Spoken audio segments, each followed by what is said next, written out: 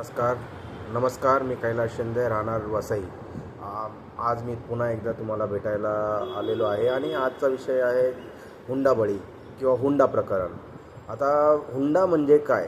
हुंडा म्हणजे लग्नात दिलेली सोनं, नाणं किंवा तुम्ही कार भेटवस्तू दिली आणि ह्या हुंड्याची जी आहे म्हणजे डेफिनेशन आज बदललेली आहे. जरी तुम्ही आता कुणाला विचारलं, कुणाला सांगितलं की बाबा तुम्ही हुंडा घेता का किंवा देता का, तर नवरीकडले म्हणा किंवा नवऱ्याकडले म्हणा, ते सर्व म्हणणार की नाही, आम्ही हुंडा प्रथेला मानत नाही. पण कधी काही ना काही करून म्हणजे कशा ना कशा तऱ्हेनं हुंडा घेणं आणि देणं चालूच असतं. आणि याला कारणीभूत कोण आहे? कारणीभूत सर्वात मी म्हणेल की मुलीचे आईवडील. कारण मुलीचे आईवडील कसे असतात की मुलीचं लग्न आहे, चला लग्न होतं आहे तर आपण थोडं काही नाही ना, म्हणजे हुंड्याच्या नावाखाली ते काही भेटवस्तू देतात. कोणी कार देतं, कोणी सोनं नाणं देतं, कोणी रोकडे पैसे देतात. अशा खूप काही हे आहेत की वेगवेगळे प्रकार आहेत की ज्याने करून तुम्ही ते हुंडा न म्हणता तुम्ही त्या इनडायरेक्टली किंवा डायरेक्टली तुम्ही ते मुलाला देता. आणि तेच एक कारणीभूत ठरतं जिथे मुली नंतर हे आत्महत्येला प्रवृत्त होतात. आता जर लग्नाच्या अगोदरच तुम्ही जर कधी ठरवलं की बाबा नाही, आम्ही हुंडा देणार पण नाही आणि घेणार पण नाही, जर तुम्हाला जर वाटत असेल की आमची मुलगी तुमच्या घरची सून करायची आहे, तर बिना हुंड्याची लग्नाचा जो खर्च आहे आपण दोघं मिळून करू, जे काही मानपान असेल तो होईल. पण हुंडा म्हणलं किंवा डायरेक्टली किंवा नाही डायरेक्टली किंवा लग्नामध्ये एवढं थाटामाटात लग्न करायचं की प्री वेडिंग शूट हे सर्व काय आहे, चुकीची गोष्ट आहे. ठीक आहे, तुम्ही इथे दाखवता नवऱ्या मुलाला की माझ्याकडे एवढा पैसा आहे. असेल नसेल तुम्ही घेतला असेल, कर्जाने केलं असेल किंवा जमीन विकून हे सर्व काही करून तुम्ही तुमच्या मुलीचं लग्न करताय. ठीक आहे ना, कारण तुमची लेक आहे, मुलगी पण म्हणती डॅडीज गर्ल किंवा हे असं असतं. आता जरी मुलगी आपल्या घरी असती, आईवडिलांच्या घरी असते, तर तिचं कसं असतं की अरे तिचे सर्व लाड आपण पुरवतो, बरोबर आहे की नाही. पण तेच जर ती सासरी गेली तर तिथे तिला छळ सहन करावा लागतो. काही चांगले दिवस म्हणजे नवरीचे 8 दिवस 9 दिवस म्हणतात ना, ते 9 दिवस झाले की त्याच्यानंतर हळूहळू जे हे लोक असतात हुंडा मागणारे किंवा काय म्हणतात त्याला लालची लोक. हे लालची लोक कसे असतात की त्यांना कळतं, तुम्ही जर त्यांना हवा दिली थोडीशी, हा चला लग्नामध्ये मी एवढा खर्च केला आहे, मी गाडी दिली, मी बंगला दिला आहे, मी पैसे दिले, मी सोनं दिलं, तर त्यांची ती तोंडाला तुम्ही रक्त लावताय. ठीक आहे ना. जर तोंडाला जर रक्त लागलं तर त्यांनी हाव थोडी संपणार आहे. ते लोक म्हणणारच की मला हे पाहिजे ते पाहिजे, आज जावं आहे. त्यातली त्यात जर मुलगी ही असली मग ती लग्न घरी आलेली असेल, ते प्रेमविवाह असो किंवा अरेंज मॅरेज असो, लग्न झाल्यावरती मग ती एका वेगळ्या प्रेशरमध्ये दाबलेली असती की अरे आता जर मला असं झालं, मी जर हुंडा नाही दिला किंवा घरच्यांकडनं पैसे नाही मागितले तर तिच्यावरती अत्याचार होते. तर अत्याचार जर मी हे केलं तर मग मी कसं घरच्यांना जाऊन सांगू. घरच्यांना जरी सांगितलं तर मग घरचे म्हणतात, बाई तू तुझं आता लग्न झालं आहे, सांभाळून घे, असं आहे तसं आहे. मग त्या प्रेशरखाली ते प्रेशर बिल्डअप होत मग तिला हा टोकाचा निर्णय घ्यावा लागतो. त्यासाठी मी तुम्हाला सांगतो की माझी एक विनंती आहे, कळकळून विनंती आहे मुलीच्या आईवडिलांना, ज्यावेळेस तुम्ही तुमच्या मुलीचं लग्न ठरवता, ते पहिलं तर तुम्ही त्या मुलाची काय इच्छा आहे ती पाहून घ्या. ठीक आहे, तो व्यसनी आहे, निर्व्यसनी आहे, त्याच्यानंतर तो काय काम करतो, त्याची इच्छा काय आहे, त्याला तर आपल्या बायकोला बरोबर सांभाळू शकतो का, तो त्याचे आईवडिलांवर तर अवलंबन नाही ना. या सगळ्या गोष्टी पाहिल्यानंतरच तुम्ही त्या मुलीला त्या घरामध्ये द्या. ठीक आहे. दुसरी गोष्ट म्हणजे मी मुलीच्या आईवडिलांना अजून एक सांगू इच्छितो की मुलीला इतकं सक्षम करा शिकून, तिला फक्त शिकू नका. म्हणजे असं म्हणतात ना, मुलगी शिकली प्रगती झाली, तिथे नाही, तुम्हाला त्याच्या पलीकडे जायला पाहिजे. त्याच्यामध्ये कसं झालं पाहिजे की मुलीला शिकवा, तिला बनवा, पायलट बनवा. आजकाल इतकं कम्प्युटर इंजिनियर आहे, टीचर आहे, देर आर सो मेनी, म्हणजे खूप काही असे आहेत की मुली त्या त्या क्षेत्रामध्ये आपल्या स्वबलावरती हे म्हणजे अभ्यास करून वगैरे शिक्षणाने ती आपल्या स्वबलावरती उभा राहू शकते. मग हा त्रास तिला झेलू शकणार नाही. जरी काही असे अडचणी आल्या तर ती खंबीरपणे त्या अडचणींना तोंड देऊ शकते. आणि नवरी मुलीला पण मी सांगू इच्छितो की जर अशा परिस्थिती म्हणजे अशी परिस्थिती जर तुम्हाला उद्भवली की हुंड्यासाठी किंवा छळ करत असतील किंवा नाही हुंड्यासाठी छळ करत असेल हे नसं करत पण छळ करत असतील, उगाचच मारहाण करतेत किंवा टोमणे मारणे हे करणे, हे कधीच सहन करून घेऊ नकोस. हे जर जितकं तू सहन करशील तितकं त्यांना तू प्रोत्साहन देतेस की नाही ही तर काही करणार नाही आहे, ही तर अशीच मार गप बसणारी आहे. तुम्हाला माहिती आहे मुलीचा पॉवर किती आहे. ठीक आहे, तुम्ही दुर्गा आहात, ओके, रणरागिणी आहात, आपल्याकडे किती ग्रेट लेडीज होऊन गेल्या. ठीक आहे ना, तुम्ही ते हे करायला पाहिजे की विरोध करायला पाहिजे की नाही हात नाही लावायचा. ठीक आहे, नो मीन्स नो. जसं आपण तो एक पिक्चर होता त्याच्यामध्ये नो मीन्स नो बोललेलं आहे, तसं यू नीड टू से.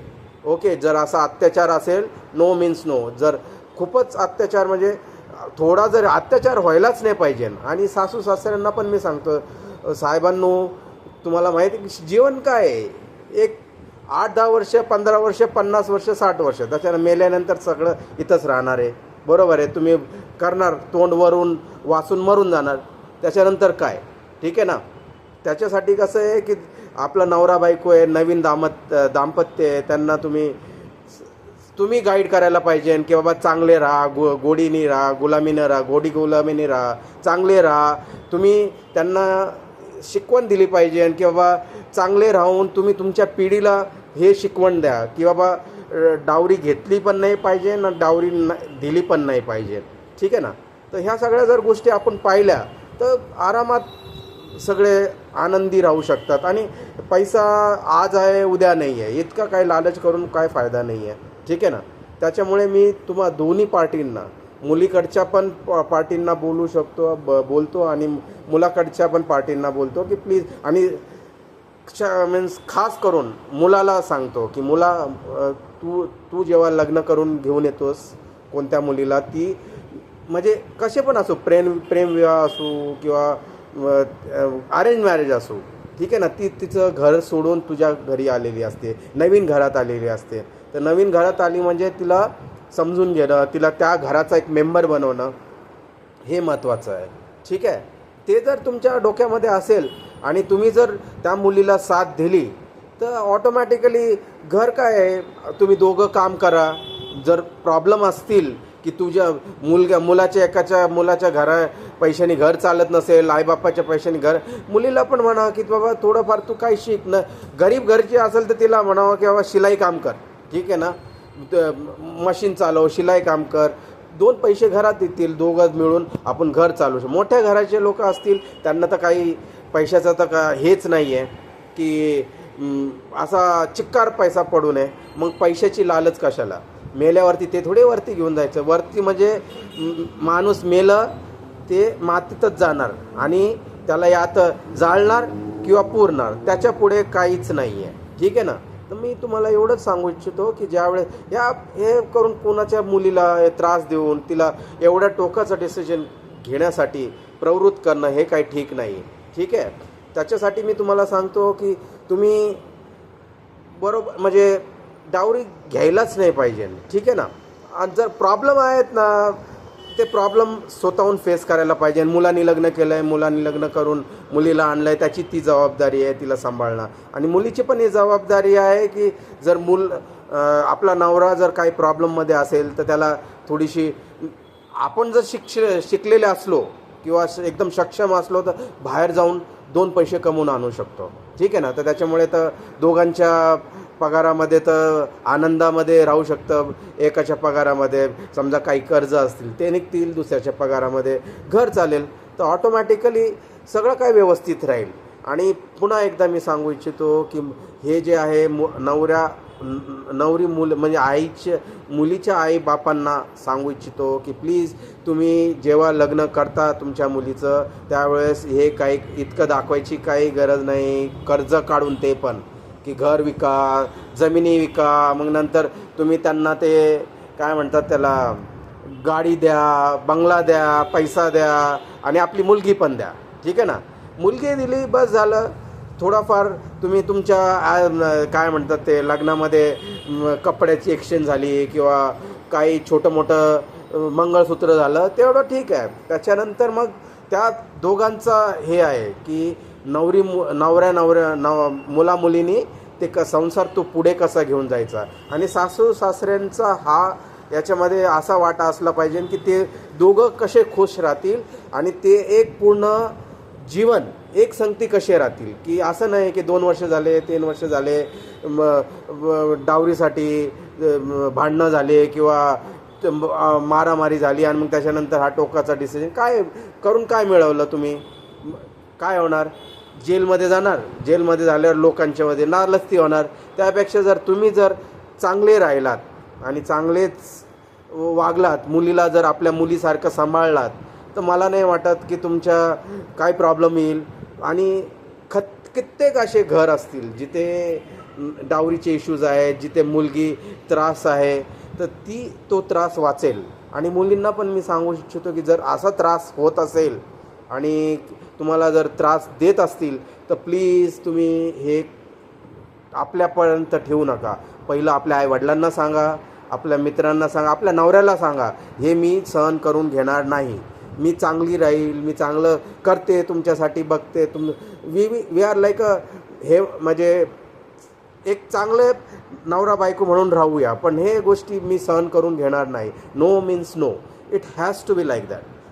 जर तुम्ही जर मार खाऊन घेतला, एक चापट खाल्ली म्हणजे तुम्ही त्याला एक निमंत्रण देताय की बुक्की खायला आणि बुक्की खाल्ली मग हे तर त्याच्यासाठी ज्यावेळेस तो चापट मारेन तिथेच त्याला ते थांबवणं गरजेचं आहे. हात उचलायचा नाही. तोंडाने काय बोलायचं तू बोल. पण आणि दुसरी गोष्ट मी मुलींना हे पण सांगतो की ही एवढी जर होतच असेल तुमचा त्रास वगैरे आणि तुम्ही जर असे खचले असताल आणि ह्या टोकाचा डिसिजन घ्यायचा बिलकुल पण घेऊ नका. ठीक आहे. काय गरज नाही आहे त्यांच्यासाठी आपलं जीवन का संपवायचं. उलटं त्यांच्या उरावर बसा. ठीक आहे. उरावर बसून त्यांना हे करा, त्यांना दाखवा की मी मर्दानी आहे. ठीक आहे. मी शेरनी आहे, मी हे आहे काय म्हणतात त्याला शेरणी आहे मी. ठीक आहे ना. आणि there is law with ladies. Okay. तर त्याच्यामुळे काय आहे की घाबरायचं नाही. बिंदास त्यांना सांगून ठेवायचं तू जर माझ्यावरती हात आज उचललास, इथून पुढं जर तू हात उचलला मग बघून घे. नाही का. मग तू बघून घे. ठीक आहे. मग मी काय आहे तुला दाखवेल. ही प्रवृत्ती झाली ना तर दुसऱ्या वेळेस तो तुमच्यावर हात उचलणार नाही. त्याला त्याची ही कळेल, मर्यादा कळेल की नाही यार मी नाही. पण जर तुम्ही त्यांनी झापड मारली आणि तुम्ही जर गप्प बसले आणि सहन करत गेले तर हा तर शेवट आहे तो तुमचा. आणि का म्हणून जीवन संपवायचं त्यांच्यासाठी. आहे ना तुम्हाला लॉ आहे. जर नाही जमत तर बिंदास आईवडिलांना सांगायचं मला जमत नाही आहे, मी शिकलेली आहे, माझ्याकडे डिग्री आहे, मी काहीतरी काम करून मी जगू शकते. ठीक आहे ना. आणि आज जमाना बदललेला आहे, डिजिटल वर्ल्ड आहे. There are so many jobs. Okay. छोटं मोठं करून तुम्ही राहू शकता. असं काही नाही गरज आहे की नवऱ्याचा त्रास सहन करून, सासऱ्यांचा त्रास सहन करून तुम्हाला जगायचं आहे. काही असं नाही आहे. कंपल्सरी आहे काय नाही ना. त्याच्यासाठी तुम्हाला हे पाऊल उचलणं गरजेचं आहे. तुम्हाला ते दाखवणं गरजेचं आहे की मी रणरागिणी आहे आणि मला जर तुम्ही हलक्यात घेतलं तर मी तुम्हाला दाखवेल. समजले ना. आणि त्यांना ते दाखवलंच पाहिजे, सासू सासऱ्यांना पण आणि नवऱ्याला पण. मग त्याच्यानंतर तर तो तुम्हाला एक शब्दाने काय बोलणार नाही. ठीक आहे ना. त्याला हे करायचंच नाही. म्हणजे त्यांनी जर हात उचलला तुम्हाला, हात कशासाठी उचलायचा दादा. हात उचलून चालत नाही. तर हे जे लोक असतात ना ज्यांना आपल्यावरती कॉन्फिडन्स नसतो किंवा ते काही करू शकत नाहीत लाईफमध्ये, ते आपल्या बायकोवरती मुलींवरती हात उचलतात. ठीक आहे ना.